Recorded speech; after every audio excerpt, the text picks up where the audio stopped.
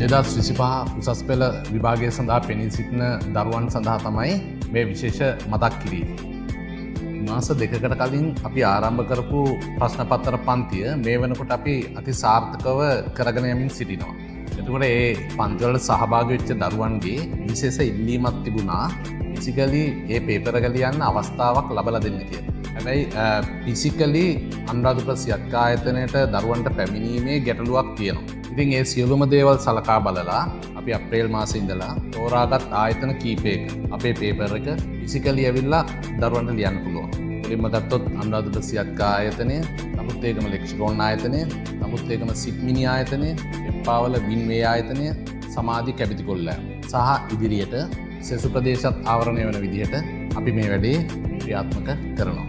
ඉතින් පුතේ අලුත් දේවලුත් එක්ක අප්‍රේල් මුල් සතියේ හම්බ වෙමු.